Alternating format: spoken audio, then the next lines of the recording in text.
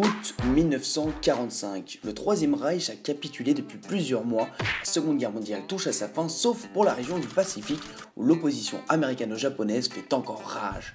Cette guerre est extrêmement sanglante pour les deux camps, bien que la défaite de l'Empire japonais semble de plus en plus inéluctable, les Japonais font preuve d'un acharnement et d'une résistance exceptionnelle.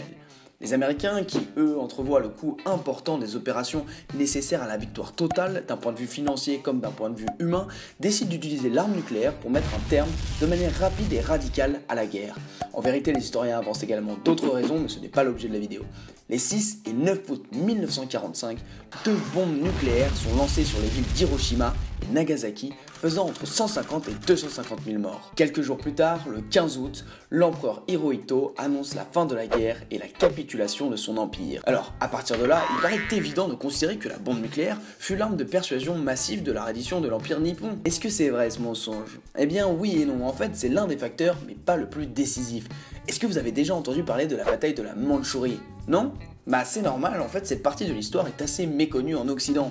Le 8 août 1945, juste avant le deuxième bombardement atomique, les soviétiques informent les japonais qu'ils sont à présent en état de guerre et envahissent en moins d'une journée les 3/4 de la région de la Mandchourie, territoire colonial japonais situé entre la Chine, l'URSS et la Mongolie. En 8 jours, ils progressent de 400 km et font pas moins de 500 000 prisonniers japonais. Suite à la rapidité et l'ampleur de cette victoire, les Russes sont aux portes du Japon, ce que l'empereur japonais ne tarde pas à comprendre. Il souhaite donc éviter une attaque et une occupation soviétique sur son territoire national, ce qui risque de compromettre la survie du système impérial, CF, la délicatesse soviétique.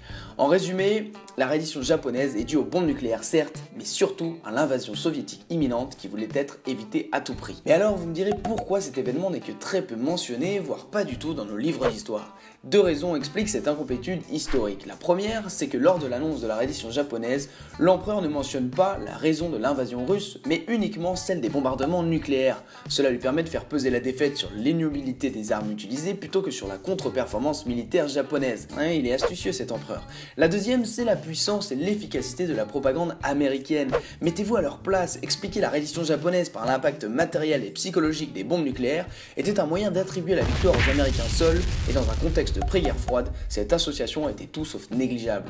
Ensuite, il fallait aussi justifier les dépenses faramineuses, plus de 10 milliards de dollars, liées au développement technologique de la bombe nucléaire. Voilà, la vidéo touche à sa fin, j'espère que le sujet vous a plu. Personnellement, j'ai pris beaucoup de plaisir à réaliser cette vidéo. N'hésitez pas à vous abonner sur YouTube et sur Facebook si vous aimez la chaîne, et n'hésitez pas à commenter avec des sujets d'idées reçues pour les prochaines vidéos.